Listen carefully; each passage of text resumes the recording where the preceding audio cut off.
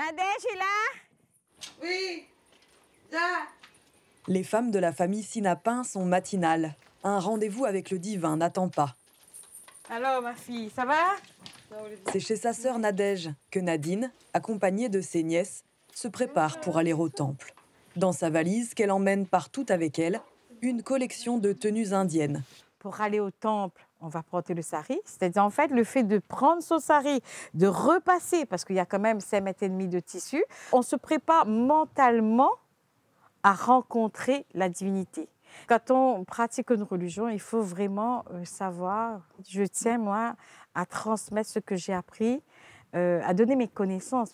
Des connaissances, des pratiques qui lui viennent de sa mère et de sa grand-mère. Le port du sari n'est pas obligatoire pour aller au temple, mais pour Nadine, c'est une belle occasion de porter avec fierté ses étoffes colorées et de transmettre sa passion à la jeune génération. Dans cette armoire, autant de souvenirs que de tissus. Parmi les plus anciens, celui qu'elle a porté il y a plus de 30 ans, lors d'une cérémonie dédiée au premier sari de la jeune fille. Bon, ça a perdu un peu sa couleur. C'est plus pareil. C'était rouge, c'était magnifique à l'époque. Bon, après, bon, j'avais quoi, 12 ans, hein? Regarde, c'est marbré et tout, là. C'est le premier sari que ma maman elle a acheté, donc ça a coûté aussi. Ça a une valeur sentimentale. J'ai regardé, je dis, ben, je vais montrer. Ben voilà, je montre à mes nièces. Acheter 1000 francs, une somme pour l'époque. Et une étape importante pour la vie. Porter son premier sari est un véritable rite de passage à la vie d'adulte. On est prêts. Voilà, vous avez mis le jupon, ça va? Viens, Indira, avec Sanjana, viens. Sanjana, la plus jeune nièce de Nadine, vient de recevoir le sien. Elle vient d'avoir 12 ans et est désormais autorisée à porter la belle étoffe, comme les femmes. Et là, on commence, on fait un tour complet. C'est Nadine, en experte, qui va aider ses nièces à plier et draper le tissu à la façon des Indiennes du Sud. Là, on range et on pose.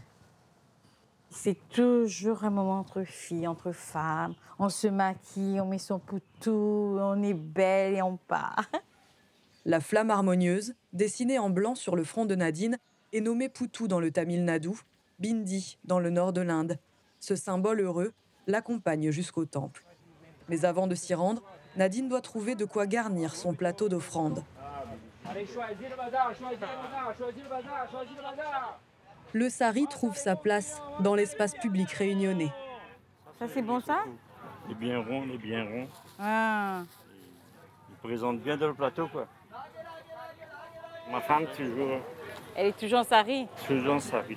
On vient de l'Inde, hein, et c'est notre coutume, c'est notre façon d'habiller les femmes. Une coutume vestimentaire que Nadine a adoptée depuis bien longtemps. Bananes, coco, les fruits du marché sont lavés avant d'être offerts sur le plateau. Sanjana, apporte le plateau, s'il te plaît. Le temple de Cambuston est dédié au dieu Vishnu, conservateur de l'univers.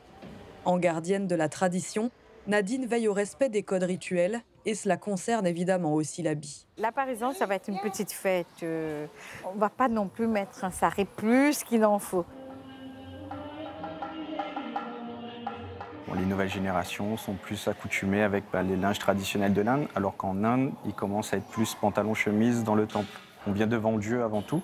On n'est pas là pour paraître, on est là pour être et se dévouer à Dieu.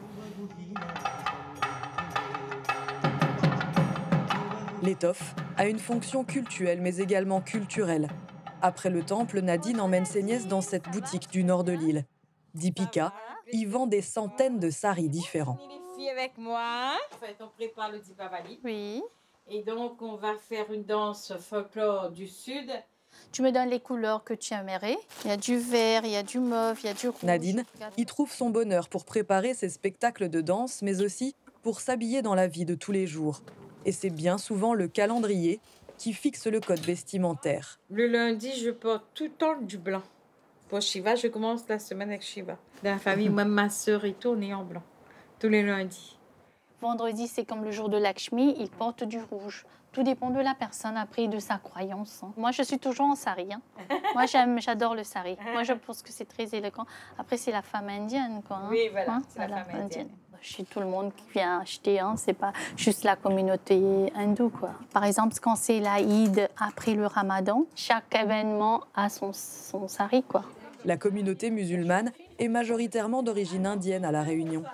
Les femmes, elles aussi, s'habillent en sari au quotidien et pour les grandes célébrations. Allez, au revoir. Fin de journée pour Nadine. Nous la retrouvons dans un cours de danse qu'elle anime. Le mini-sari est une tenue incontournable. Plus court, il dévoile les pieds et offre une liberté de mouvement à la danseuse. Les filles s'entraident entre elles, mais c'est un moment de partage. Je veux que mes filles soient belles, toutes pareilles, et dansent toutes pareilles. Flora est la plus ancienne danseuse de Nadine. Pour elle, comme pour beaucoup de jeunes, la culture indienne est une porte d'entrée vers la spiritualité. En 2003, la première fois que j'ai vu ma professeure en spectacle, j'ai dit « Maman, je veux faire la danse ». Pour certaines personnes, c'est la religion qui est venue avant la danse, mais pour moi, c'était la danse qui a été l'élément déclencheur. Numaha Sadvikam Shivam.